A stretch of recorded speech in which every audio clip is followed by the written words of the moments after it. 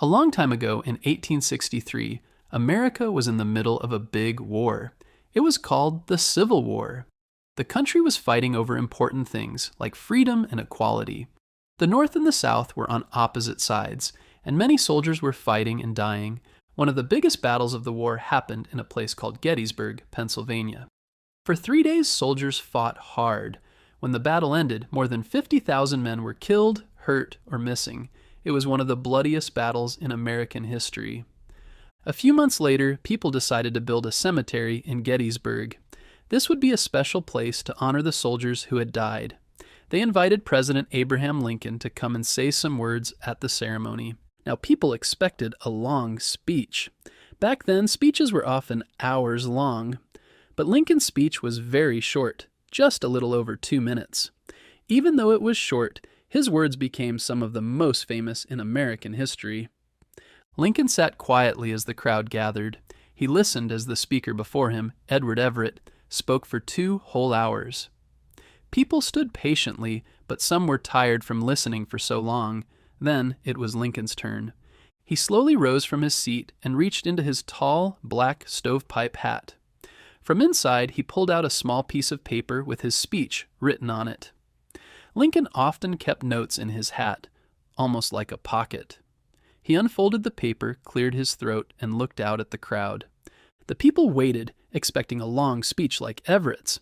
But instead, Lincoln took a deep breath and began, 'Fourscore and 7 years ago. Wait, what does that mean? Well, a score is an old way of saying 20 years.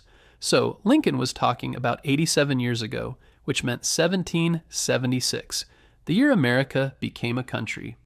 Lincoln reminded everyone that America was built on the idea that all men are created equal.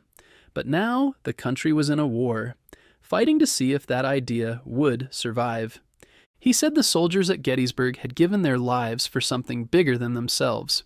And because of their sacrifice, the living had a job to do: keep fighting for freedom and never give up. His final words were powerful. Government of the people, by the people, for the people, shall not perish from the earth. That means America's government belongs to the people, not a king or a few rich men, and it must never disappear. At first, some people didn't even realize how important Lincoln's words were, but over time, people saw how powerful and inspiring they were. Today, the Gettysburg Address is one of the greatest speeches in history. It reminds us to be brave, to stand up for what is right, and to never forget those who fought for freedom. And all of that in just 272 words. Many people were surprised by how short Lincoln's speech was. Back then, people expected long speeches, especially at important events. So when Lincoln stood up, spoke for just a little over 2 minutes, and then sat back down, some people didn't even realize he was finished. At first, some newspapers didn't think the speech was a big deal. But over time, people began to see how powerful Lincoln's words were. He didn't need to talk for hours. He said everything that needed to be said in just a few sentences. His words were simple, but they had deep meaning. Even today, over 160 years later, students still memorize the Gettysburg Address. Leaders still quote it, and people still look to Lincoln's words for inspiration about democracy, freedom, and equality. Lincoln proved that you don't have to say a lot to say something important. Sometimes the shortest words can have the biggest impact.